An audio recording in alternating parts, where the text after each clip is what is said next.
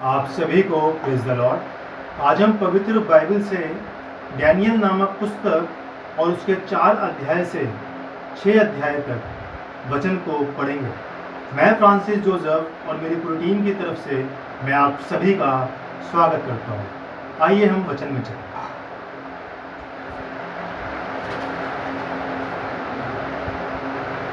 चार अध्याय से और उसके 6 अध्याय तक।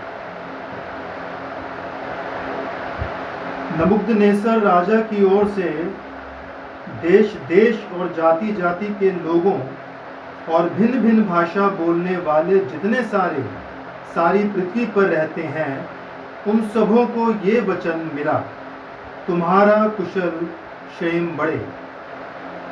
मुझे अच्छा लगा कि परम प्रधान परमेश्वर ने मुझे जो जो चिन्ह और चमत्कार दिखाए हैं उनको प्रकट करूं।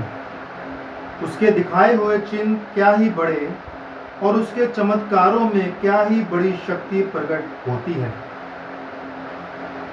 उसका राज्य तो सदा का और उसकी प्रभुता पीढ़ी से पीढ़ी तक बनी रहती है। मैं नबूकदनेस्सर अपने भवन में चैन से और प्रफुल्लित रहता था।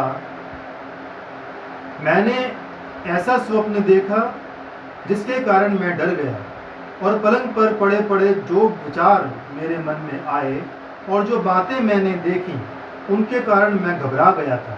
तब मैंने आज्ञा दी कि बेबीलोन के सब पंडित मेरे स्वप्न का फल मुझे बताने के लिए मेरे सामने हाजिर किए जाए। जब ज्योतिषी, तंत्री, कसदी और होनहार बताने वाले भीतर आए और मैंने उनको अपना स्वप्न बताया, परंतु वह उसका फल ना बता सके। अंत में डैनियल मेरे सम्मुख आया, जिसका नाम मेरे देवता के नाम के कारण बेलतशस्सर रखा गया था और जिसमें पवित्र ईश्वरों की आत्मा रहती है। और मैंने उसको अपना स्वप्न ये कह कर बता दिया, हे बेलतशस्सर, तू जो सब ज्योतिषियों का प्रधान है, मैं जानता हूं कि तुझ में पवित्र ईश्वरों की आत्मा रहती है और तू किसी भेद के कारण नहीं घबराता। इसलिए जो स्वप्न मैंने देखा है उसे फल समेत मुझे बताकर समझा दे। जो दर्शन मैंने पलंग पर पाया वह ये है, मैंने देखा कि पृथ्वी के बीचों बीच एक वृक्ष लगा है। उसकी ऊंचाई बहुत बड़ी है। वह वृक्ष बड़ा होकर दृढ़ तो हो गया और उसकी ऊंचाई स्वर्ग तक पहुंची और वह सारी पृथ्वी की झोर तक दिखाई पड़ता था। उसके पत्ते सुंदर और उसमें बहुत फल थे, यहाँ तक कि उसमें सबों के लिए भोजन था। उसके नीचे मैदान के सब पशुओं को छाया मिलती थी और उसकी डालियों में आकाश की सब चिड़ियां बसेरा करती थी और सब प्राणी उससे आहार पाते थे। मैंने पलंग पर दर्शन पाते समय क्या देखा कि एक पवित्र पहरुआ स्वर्ग से उतर आया। उसने ऊंचे शब्द से पुकार कर ये कहा, वृक्ष को काट डालो, उसकी डालियों को छांट दो, उसके पत्ते झाड़ दो और उसके फल बिखरा डालो। पशु उसके नीचे से हट जाएं और चिड़ियां उसकी डालियों पर से उड़ जाएं। तो भी उसके ढूंढ को जड़ समेत भूमि में छोड़ो और उसको लोहे और पीतल के बंधन से बांधकर मैदान की हरी घास के बीच रहने दो। वे आकाश की ओस से भीगा करें और भूमि की घास खाने में मैदान के पशुओं के संग भागी हों। उसका मन बदले और मनुष्य का ना रहे, परंतु पशु का सा बन जाए और उस पर 7 काल बीते। तब आज्ञा पहरुओं के निर्णय से और ये बात पवित्र लोगों के वचन से निकली कि जो जीवित है वह जान ले कि परम प्रधान परमेश्वर मनुष्यों के राज्य में प्रभुता करता है और उसको जिसे चाहे उसे दे देता है और वह छोटे से छोटे मनुष्य को भी उस पर नियुक्त कर देता है।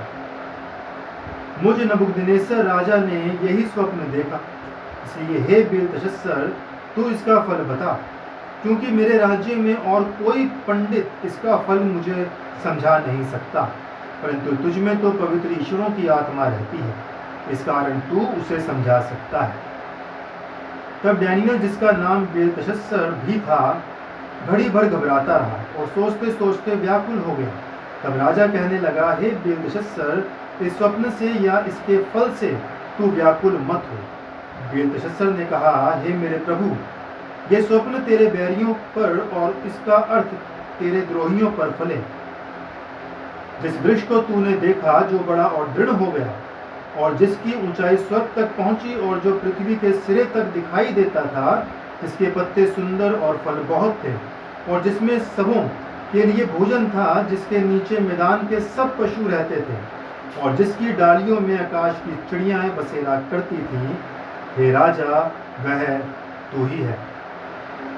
तू महान और सामर्थी हो गया, तेरी महिमा बढ़ी और स्वर्ग तक पहुंची और तेरी प्रभुता पृथ्वी की झोर तक फैली है।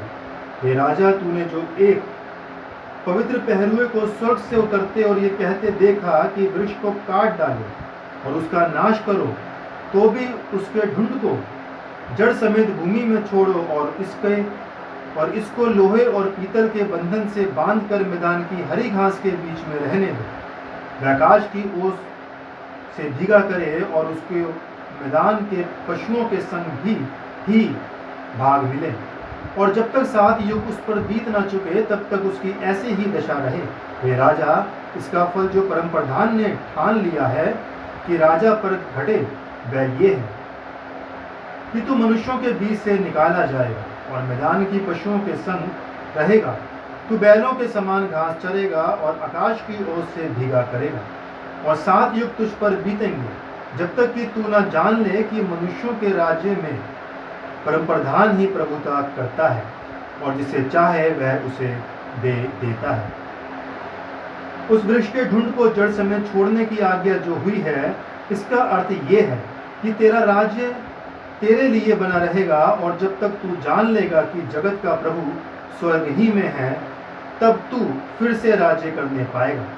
इस कारण हे राजा, मेरी ये सम्मति स्वीकार कर कि यदि तू पाप छोड़कर धर्म करने लगे और अधर्म छोड़कर दीनहीनों पर दया करने लगे, तो संभव है कि ऐसा करने से तेरा चैन बना रहे।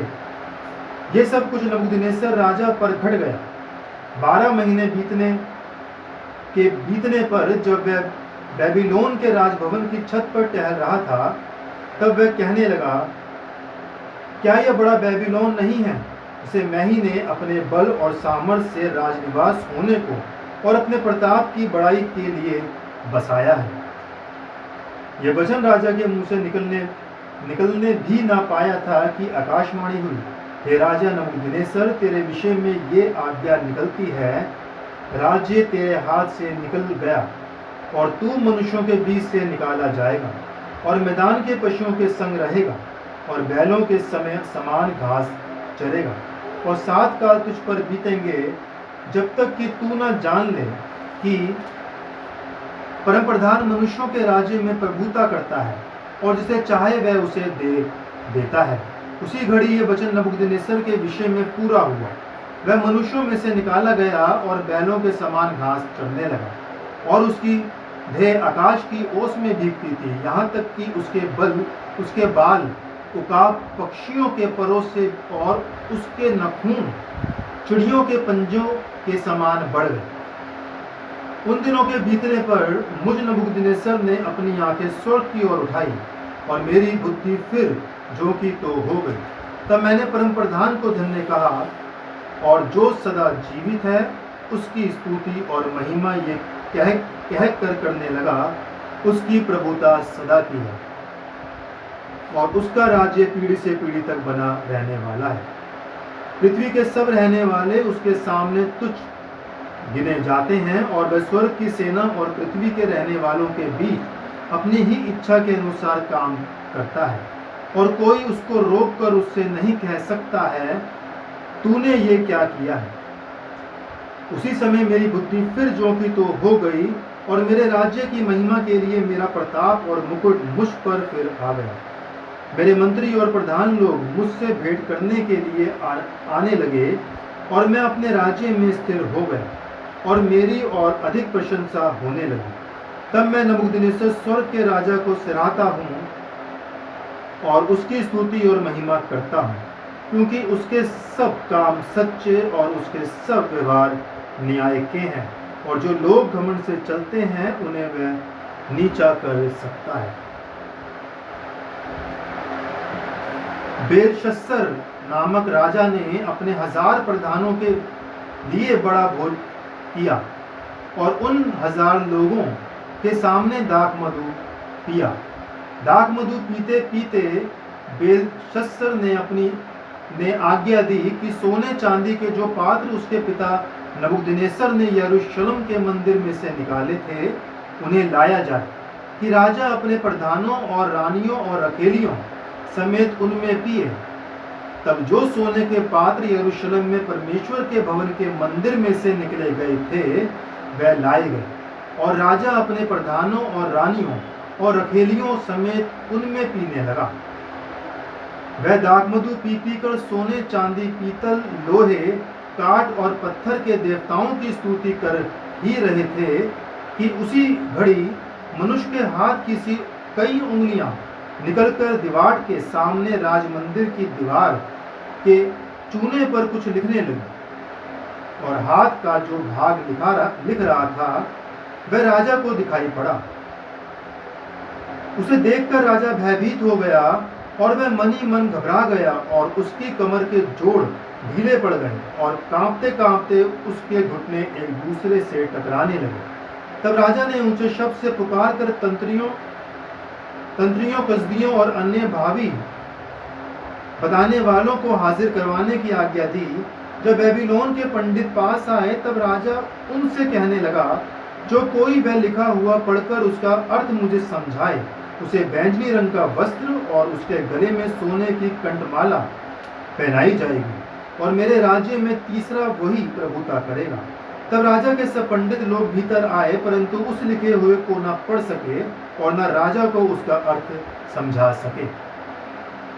इस पर बेलशस्सर राजा बहुत घबरा गया और भयातुर हो गया, और उसके प्रधान भी बहुत व्याकुल हुए। राजा और प्रधानों के वचनों को सुनकर रानी भोज के भवन में आई और कहने लगी, हे राजा, तू युग युग जीवित रहे, अपने मन में ना घबरा और ना उदास हो। तेरे राज्य में डैनियल नामक एक पुरुष है जिसका नाम तेरे पिता ने बेलतशस्सर रखा था। उसमें पवित्र ईश्वरों की आत्मा रहती है, और उस राजा के दिनों में उसमें प्रकाश, प्रवीणता और ईश्वरों के तुल्य बुद्धि पाई गई। हे राजा, तेरा पिता जो राजा था उसने उसको सब ज्योतिषियों, तांत्रियों, कसदियों और अन्य भावी बताने वालों का प्रधान ठहराया था, क्योंकि उसमें उत्तम आत्मा, ज्ञान और प्रवीणता और स्वप्नों का फल बताने और पहेलियां खोलने और संदेह दूर करने की शक्ति पाई गई। इसलिए यह डैनियल बुलवाया जाए और वह इसका अर्थ बताएगा। तब डैनियल राजा के सामने भीतर बुलाया गया। राजा डैनियल से पूछने लगा, क्या तू वही डैनियल है जो मेरे पिता नबूकदनेस्सर राजा द्वारा यहूदा देश से लाए हुए यहूदी बंधुओं में से है? मैंने तेरे विषय में सुना है कि ईश्वर की आत्मा तुझ में रहती है और प्रकाश, प्रवीणता और उत्तम बुद्धि तुझ में पाई जाती है। देख, अभी पंडित और तंत्री लोग मेरे सामने इसलिए लाए गए थे कि ये लिखा हुआ पढ़े और उसका अर्थ मुझे बताए, परंतु वह उस बात का अर्थ ना समझा सके। परंतु मैंने तेरे विषय में सुना है कि डैनियल भेद खोल सकता और संदेह दूर कर सकता है। इसलिए अब यदि तू उस लिखे हुए को पढ़ सके और उसका अर्थ भी मुझे समझा सके, तो तुझे बैंगनी रंग का वस्त्र और तेरे गले में सोने की कंठमाला पहनाई जाएगी, और राज्य में तीसरा तू ही प्रभुता करेगा। डैनियल ने राजा से कहा, अपने दान अपने ही पास रख, और जो बदला तू देना चाहता है वह दूसरे को दे। वह लिखी हुई बात में राजा को पढ़ सुनाऊंगा और उसका अर्थ भी तुझे समझाऊंगा। हे राजा, परमप्रधान परमेश्वर ने तेरे पिता नबूकदनेस्सर को राज्य, बड़ाई, प्रतिष्ठा और प्रताप दिया था, और उस बड़ाई के कारण जो उसने उसको दी थी, देश देश और जाति जाति के सब लोग, उस भिन्न भिन्न भाषा बोलने वाले उसके सामने कांपते और थरथराते थे। जिसे वह चाहता उसे वह घात कराता था, और जिसको वह चाहता उसे वह जीवित रखता था। जिसे वह चाहता उसे वह ऊंचा पद देता था, और जिसको वह चाहता उसे वह गिरा देता था।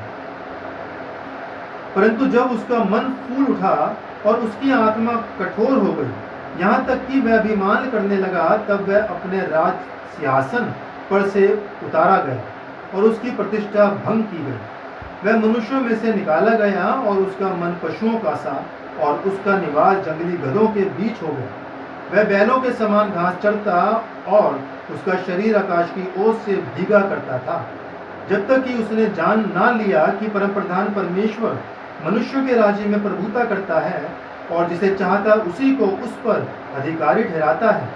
तो भी हे बेलशस्सर, तू जो उसका पुत्र है और ये सब कुछ जानता था, तो भी तेरा मन नम्र ना हुआ, वरन तूने स्वर्ग के प्रभु के विरुद्ध उस सिर उठाकर उसके भवन के पात्र मंगवाकर अपने सामने रखवा लिए, और अपने प्रधानों और रानियों और रखेलियों समेत तूने उनमें दाख मधु पिला, और चांदी सोने पीतल लोहे काठ और पत्थर के देवता, जो न देखते न सुनते न कुछ जानते, उनकी तो स्तुति की। परंतु परमेश्वर, जिसके हाथ में तेरा प्राण है और जिसके वश में तेरा सब चलना फिरना है, उसका सम्मान तूने नहीं किया। तभी ये हाथ का एक भाग उसी की ओर से प्रकट किया गया है, और वह शब्द लिखे गए हैं। जो शब्द लिखे गए वह ये है, मने मने तकेल और उपसीव। इस लेख का अर्थ ये है, मने अर्थात परमेश्वर ने तेरे राज्य के दिन गिनकर उसका अंत कर दिया है। तकेल अर्थात मानो तराजू में तोला गया और हल्का पाया गया। परेस अर्थात तेरा राज्य बांटकर मादियों और फरीसियों को दिया गया है। तब बेलशस्सर ने आज्ञा दी, और डैनियल को बैंगनी रंग का वस्त्र और उसके गले में सोने की कंठमाला पहनाई गई, और ढिंढोरियों ने उसके विषय में पुकारा कि राज्य में तीसरा डैनियल ही प्रभुता करेगा। उसी रात कसदियों का राजा बेलशस्सर मार डाला गया, और दारा मादी, जो कोई 62 वर्ष का था, राजगद्दी पर विराजमान हुआ। दारा को अच्छा लगा कि अपने राज्य के ऊपर 120 ऐसे अधिपति ठहराए जो पूरे राज्य में अधिकार रखें, और उनके ऊपर उसने 3 अध्यक्ष, जिनमें से डैनियल एक था, इसलिए ठहराया है कि वह उन अधिपतियों से लेखा लिया करे, और इस रीति राजा की कुछ हानि न होने पाए। जब ये देखा गया कि डैनियल ने उत्तम आत्मा रहती है, तब उसको उन अध्यक्षों और अधिपतियों से अधिक प्रतिष्ठा मिली। वरन राजा ये भी सोचता था कि उसको सारे राज्य के ऊपर ठहराए। तब अध्यक्ष और अधिपति राज्य कार्य के विषय में डैनियल के विरुद्ध दोष ढूंढने लगे, परंतु वह विश्वास योग्य था और उसके काम में कोई भूल या दोष ना निकला, और वह ऐसा कोई अपराध या दोष ना पा सके। तब वह लोग कहने लगे, हम उस डैनियल के परमेश्वर की व्यवस्था को छोड़ और किसी विषय में उसके विरुद्ध कोई दोष ना पा सकेंगे। तब वह अध्यक्ष और अधिपति राजा के पास उतावली से आए और उससे कहा, हे राजा दारा, तू युगानुयुग जीवित रहे। राज्य के सारे अध्यक्षों ने और हाकिमों, अधिपतियों, न्यायियों और गवर्नरों ने भी आपस में सहमति की कि राजा ऐसी आज्ञा दे और ऐसी कड़ी आज्ञा निकाले कि 30 दिन तक जो कोई, हे राजा, तुझे छोड़ किसी और मनुष्य या देवता से विनती करे, वह सींगों की मांद में डाल दिया जाए। इसलिए अब हे राजा, ऐसी आज्ञा दे और इस पत्र पर हस्ताक्षर कर, जिससे ये बात मादियों और फरीसियों की अटल व्यवस्था के अनुसार बदली ना जा सके। तब दारा राजा ने उस आज्ञा पत्र पर हस्ताक्षर कर दिया। तब डैनियल को मालूम हुआ कि उस पत्र पर हस्ताक्षर किया गया है। तब वह अपने घर में गया, जिसकी कोठरी की खिड़कियां यरूशलेम की ओर खुली रहती थी, और अपनी रीति के अनुसार, जैसा वह दिन में 3 बार अपने परमेश्वर के सामने घुटने टेककर प्रार्थना और धन्यवाद करता था, वैसा ही तब भी करता रहा। तब उन पुरुषों ने उतावली से आकर डैनियल को अपने परमेश्वर के सामने विनती करते और बिगड़ाते हुए पाया। अंत में राजा के पास जाकर उसकी राज आज्ञा के विषय में उससे कहने लगे, हे राजा, क्या तूने ऐसे आज्ञा पत्र पर हस्ताक्षर नहीं किया कि 30 दिन तक जो कोई तुझे छोड़ किसी मनुष्य या देवता से विनती करेगा वह सिंहों की माद में डाल दिया जाएगा? राजा ने उत्तर दिया, हाँ, मादियों और फरीसियों की अटल व्यवस्था के अनुसार ये बात स्थिर है। तब उन्होंने राजा से कहा, यहूदी बंदियों में से जो डैनियल है उसने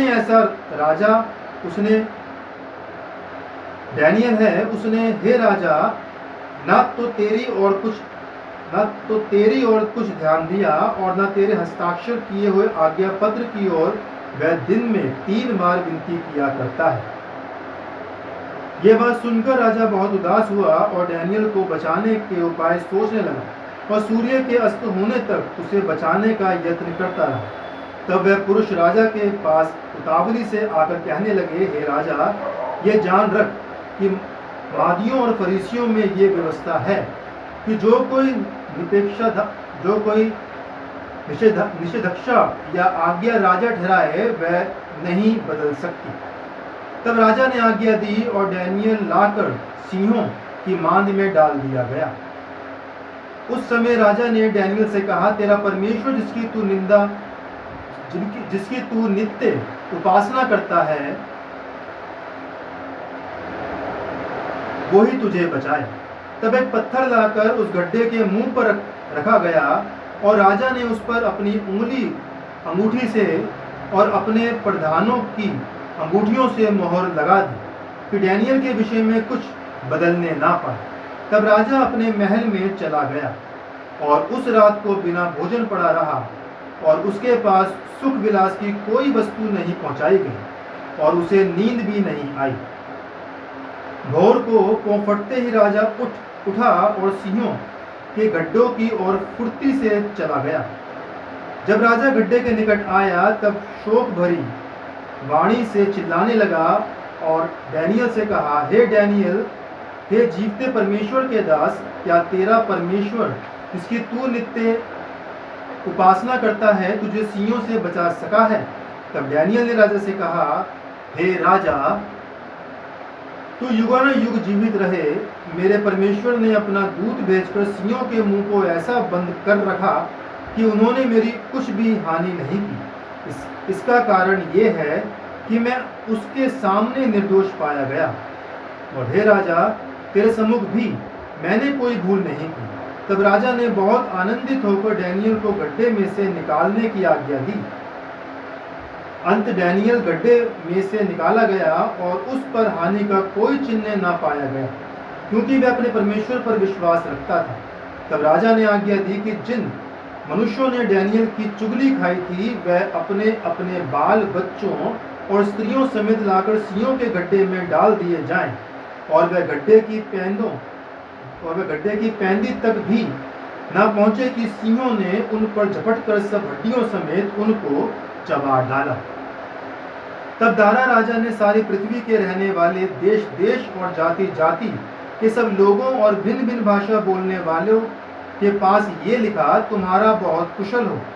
मैं ये आज्ञा देता हूँ कि जहाँ जहाँ मेरे राज्य का अधिकार है वहाँ के लोग डैनियल के परमेश्वर के सम्मुख कांपते और थरथराते रहें, क्योंकि जीवता और युगानुयुग तक रहने वाला परमेश्वर वही है। उसका राज्य अविनाशी और उसकी प्रभुता सदा स्थिर रहेगी। जिसने डैनियल को सिंहों से बचाया है वही बचाने और छुड़ाने वाला है और स्वर्ग में और पृथ्वी पर चिन्हों और चमत्कारों का प्रकट करने वाला है। इस प्रकार डैनियल दारा और क्रुस्तो फारसी दोनों के राज्य के दिनों में सुख चैन से रहा। परमेश्वर अपने वचन के पढ़े और उसके सुने जाने पर अपनी बताए से आशीष दे। आमीन। परम प्रधान का अनुग्रह हम सब पर बना रहे और प्रभु की आशीष हम सब पर सदा और सर्वदा बनी रहे। आप सभी को प्रेज़ द लॉर्ड।